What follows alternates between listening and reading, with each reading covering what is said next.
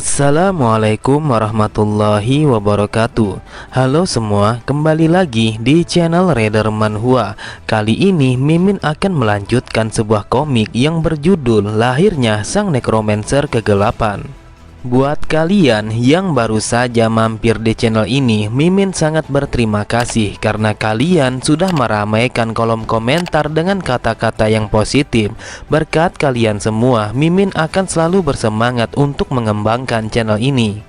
Dan apabila kalian masih bingung dengan alur ceritanya, kalian bisa cek deskripsi atau langsung saja menuju playlist yang ada di halaman channel ini untuk memulainya dari part 1. Tanpa basa-basi lebih jauh, mari kita masuk di part 2. Cerita dimulai. Terlihat Simon yang berjalan menelusuri kota sambil memperhatikan di sekitarnya untuk mencari di mana jalan yang bernama Kamel 239. Namun tiba-tiba saja datanglah seorang laki-laki yang menghampirinya sembari berkata, "Apakah kau sedang menuju ke jalan Kamel 239?" Melihat kedatangannya, Simon pun berkata, "Apakah kau pemandu yang telah dikirim oleh Hall?" Sambil tersenyum ia berkata, "Benar yang kau katakan kalau aku adalah pemandu yang dikirim langsung oleh Hall. Dan karena aku sudah menunggumu terlalu lama, aku berpikir untuk mencarimu karena aku khawatir kalau kau telah tersesat." Mereka pun saling berjabat tangan untuk memperkenalkan diri mereka masing-masing. Dan lelaki itu mengatakan kalau dia bernama Rowley. Kemudian Rowley mengajak Simon untuk pergi ke penginapan agar ia bisa beristirahat dan melepaskan lelahnya. Lalu ia berkata, "Aku sangat senang kalau aku bisa menemukanmu sebelum semuanya terlambat. Karena di kota ini ada banyak sekali penjahat yang mencoba untuk menipu para turis bermata lebar. Bukan hanya mereka saja, akan tetapi para pedagang akan melakukan hal yang sama selagi mereka bisa mendapatkan uang." Sambil tertawa Simon berkata, "Jadi itulah mengapa kau juga telah mencoba untuk menipuku." Mendengar itu, Rowley mencoba untuk menutupi rasa gugupnya dengan mengatakan, "Apa yang kau ucapkan, aku bukanlah orang yang seperti itu." Kemudian Simon berkata, "Kau selalu cenderung melihat ke bawah dan aku melihat kalau kau selalu saja memeriksa kantong bawah rompimu. Jika aku menilai dari lebar kantong itu dan kerutannya, aku yakin kalau kau telah menyimpan sebuah pisau di dalam sana." Rowley tetap saja mencoba untuk meyakinkan Simon dengan mengatakan kalau pisau yang ia bawa hanya untuk pertahanan diri. Terlihat Rowley sangatlah terkejut ketika Simon yang melanjutkan kata-katanya, "Apakah kau tahu kalau Hall itu adalah nama seekor kambing yang tinggal di desaku?"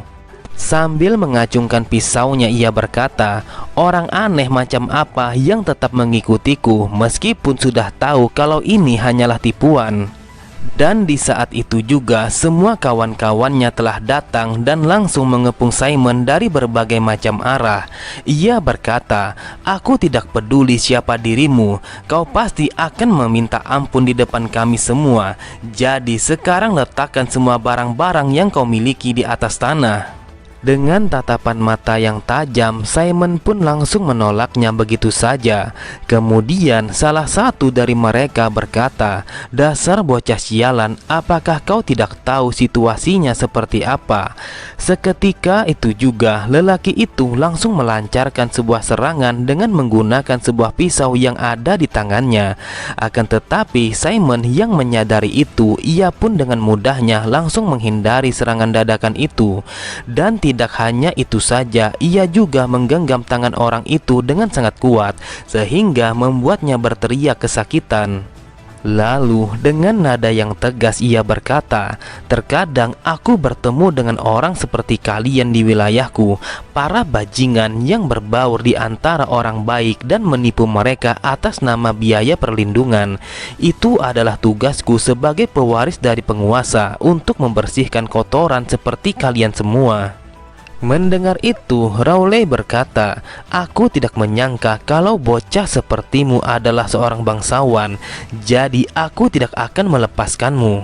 Lalu ia memerintahkan semua anggotanya untuk menangkap Simon dalam keadaan hidup ataupun sudah mati. Di dalam hatinya Simon berkata, "Ayah, maafkan aku, mungkin aku akan terlambat untuk tiba di Kaizen karena harus menghadapi masalah kecil ini." Tiba-tiba saja dari arah belakang mereka terdengar suara seorang perempuan yang berkata, "Akhirnya aku menemukanmu. Aku telah menunggu begitu lama. Itulah sebabnya aku datang ke sini untuk menjemputmu karena kau tidak muncul di titik pertemuan." Saat melihat seorang perempuan yang datang menghampiri mereka, Rowley berkata, "Siapa kau sebenarnya? Jika kau tidak ingin terluka, lebih baik kau pergi saja dari tempat ini." Sambil tersenyum, wanita itu berkata, "Yang aku lihat, sepertinya kau sedang menangani beberapa sampah-sampah kecil yang menyebalkan seperti mereka." Melihat anggotanya yang merasa gugup, Rowley berkata, "Kau tidak usah khawatir karena kita jauh lebih unggul. Lagi pula kita akan menghabisi mereka berdua dan menjarah semua hartanya, lalu pergi dari sini." Kemudian tanah yang mereka pijak mulai bergetar dan tidak lama kemudian terlihat beberapa skeleton mulai keluar dari dalam tanah.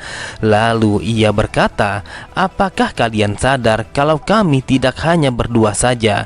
Sebaiknya kau menghitung lagi dengan teliti." Ternyata wanita itu adalah seorang necromancer dan ia pun langsung memerintahkan semua skeletonnya untuk menghabisi semua orang yang ada di sana.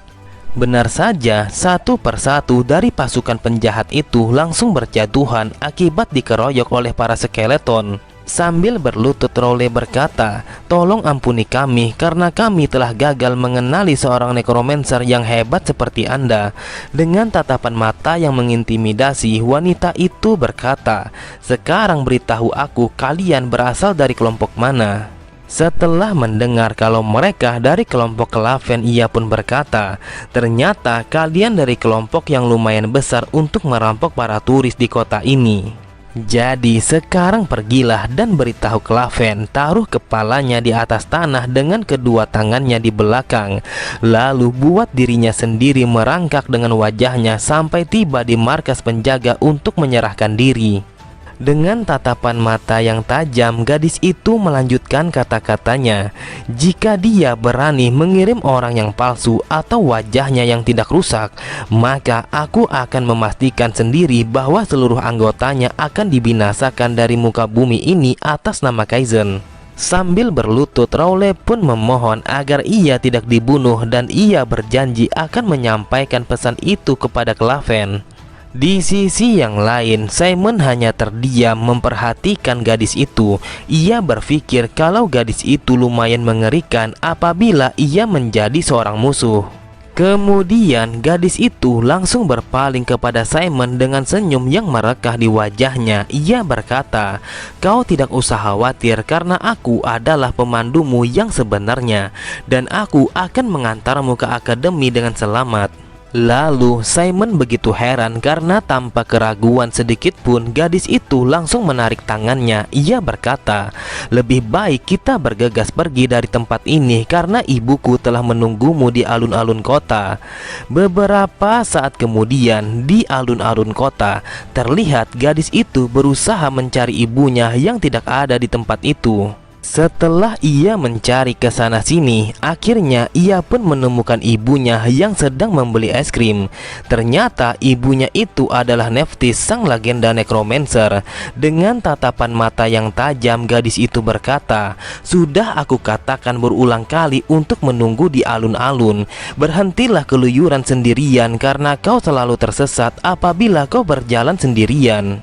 Nephthys pun mencoba mengelak dengan mengatakan kalau penjual es itu telah memanggilnya dan berkata kalau mereka sedang ada acara makan gratis. Akan tetapi ia langsung terdiam ketika anaknya berkata, "Bagaimana jika aku kehilangan Simon dan juga ibu? Lalu apa yang akan terjadi kepadaku?"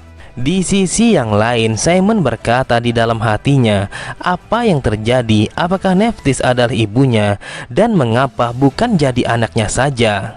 Kemudian Nephthys mencoba untuk mengalihkan pembicaraan dengan berbicara kepada Simon apakah ia telah mempelajari beberapa hal dari ayahnya.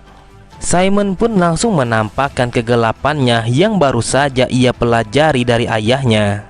Melihat itu, Nephthys pun berkata, "Sudah lama aku tidak melihat kegelapan dalam kebiruan. Meskipun begitu, di dalamnya masih ada sedikit mana dan itu masih berputar-putar seperti api. Jadi itu artinya dia masih dalam berbentuk uap. Akan tetapi ia masih bisa belajar bagaimana memakai intinya dengan efektif. Lagi pula di akademi nanti pastinya ia akan mempelajari hal ini. Jadi semuanya akan baik-baik saja." Kemudian sambil tertawa Nephthys berkata, "Lauren, mulai saat ini aku akan membiarkanmu untuk memandu anak ini karena aku percaya kepadamu." Sambil memperhatikan ibunya yang berlarian, di dalam hatinya Lauren berkata, "Entah kenapa aku memiliki ibu sepertinya. Kau selalu saja membuatku melakukan hal yang begitu berat." Lalu ia pun memperkenalkan dirinya kepada Simon bahwa namanya adalah Lauren dan dia salah satu dari siswa Akademi Kaizen sama sepertinya. Di perjalanan mereka, Lauren berkata, "Simon, apakah kau tahu momen apa yang paling menyenangkan selama 1 tahun masa sekolah?" Saat mendengar Simon yang tidak mengerti apa yang ia katakan, sambil tersenyum Lauren berkata, "Kalau menurutku yaitu saat kita membeli seragam, buku pelajaran dan juga keperluan lainnya sebelum kita masuk ke akademi. Jadi nikmatilah karena ini yang paling menyenangkan." Lalu Lauren mengajaknya untuk mengambil beberapa buku pelajaran karena itu adalah hal yang wajib bagi siswa akademi. Terlihat satu persatu Lauren melemparkan buku yang harus Simon beli. Salah satunya adalah buku tentang bagaimana caranya summoning bagi seorang necromancer. Bahkan bukan hanya 1 atau 2 buku saja yang dilemparkan kepada Simon, akan tetapi ada puluhan buku yang harus ia beli. Lalu Simon berkata, "Apakah aku harus mempelajari semua buku ini dalam waktu 1 tahun pertamaku di akademi?" Sambil tertawa Lauren berkata, "Tentu saja tidak seperti itu. Ini adalah Kaizen, kau diharapkan agar bisa menguasai semua itu dalam semester pertamamu di kelas 1. Sekarang janganlah mengeluh lagi dan juga ambil buku toksikologi ini." Lalu Lauren pun berjalan menuju ke tempat buku lainnya karena ia ingin mengambil 1 buah buku yang mengajarkan tentang dinamika kegelapan. Di dalam hatinya Simon berkata, "Kalau dipikir-pikir lagi, aku belum pernah berkumpul bersama begitu banyak anak seumuranku seperti ini. Aku rasa aku sangat menantikan bagaimana kehidupanku di dalam sekolah nanti." Kemudian terlihat seorang wanita berambut merah telah berjalan melewatinya. Akan tetapi tanpa terduga kaki wanita itu telah tersandung sehingga membuatnya langsung tersungkur dan menabrak rak buku yang ada di hadapannya. Terlihat Simon pun langsung melindungi wanita itu dari tumpukan buku yang jatuh menimpanya. Setelah mendengar wanita itu yang meminta maaf kepadanya, Simon pun berkata kalau ini adalah salahnya karena ia telah menghalangi jalannya yang membuatnya langsung terjatuh.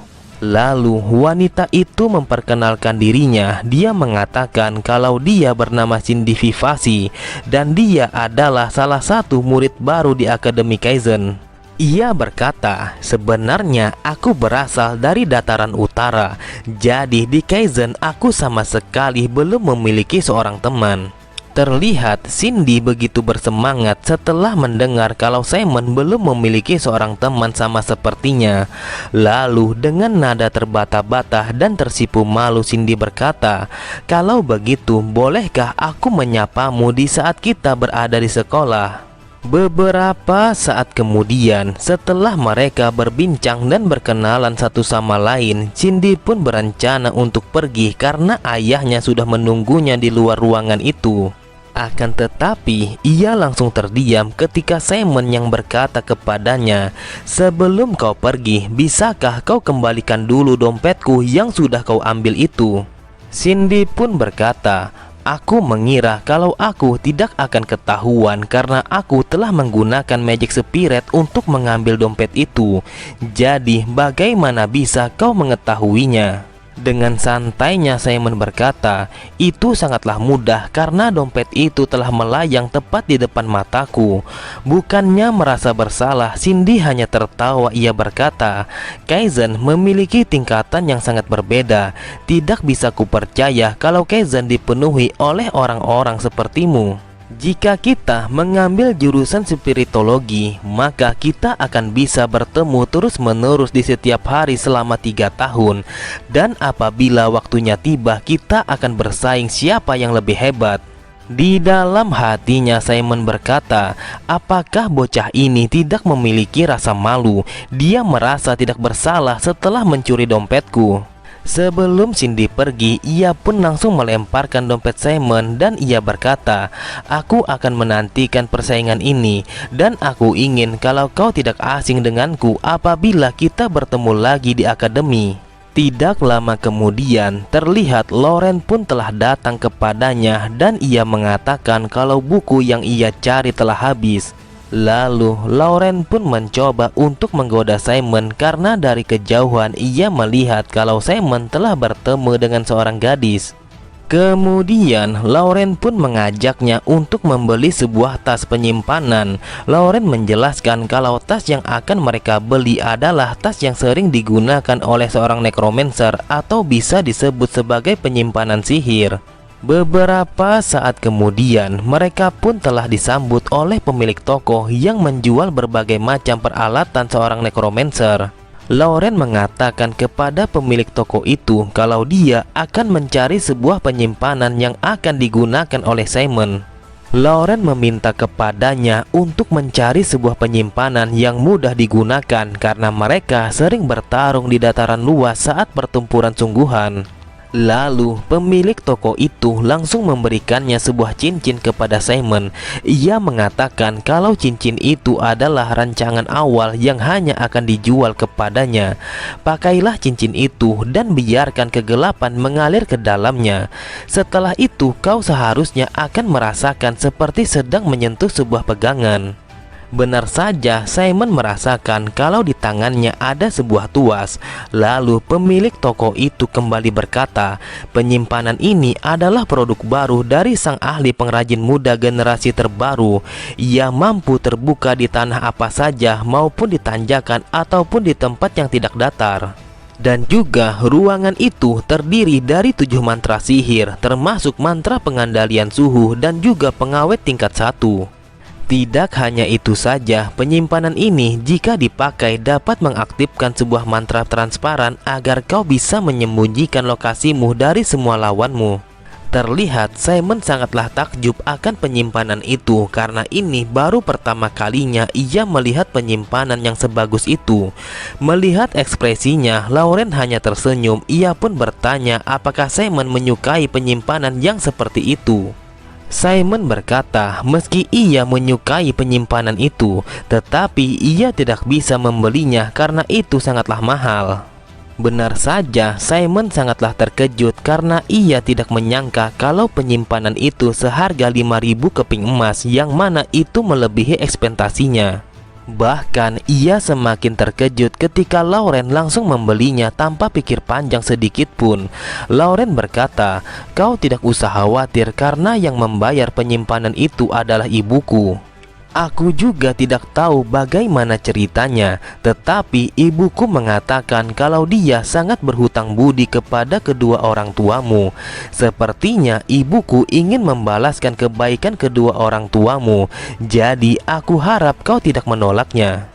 Saat mendengar Simon yang berkata bagaimana caranya ia bisa membalaskan kebaikan yang diberikan oleh Nephthys kepadanya, Lauren pun berkata, kau tidak usah memikirkan itu, tetapi kalau kau ingin membalasnya, maka belajarlah yang benar di Akademi Kaizen. Beberapa saat kemudian, Lauren pun mengajaknya untuk bersenang-senang karena mereka telah mendapatkan semua barang yang diperlukan sebelum masuk ke akademi. Terlihat mereka berdua sangatlah bahagia menikmati berbagai macam permainan yang ada di kota itu. Sampai pada akhirnya mereka menerbangkan sebuah balon udara yang diberi nama sebagai 1000 cahaya. Di dalam hatinya Simon berkata, "Aku sangat penasaran apakah memang ada 1000 orang bodoh yang mau menghabiskan uang sebanyak 200 keping perak hanya untuk sebuah kertas yang mudah terbakar." Oke semua, cukup sampai di sini dulu pembahasan alur cerita kita. Sampai jumpa di video selanjutnya. Wassalamualaikum warahmatullahi wabarakatuh.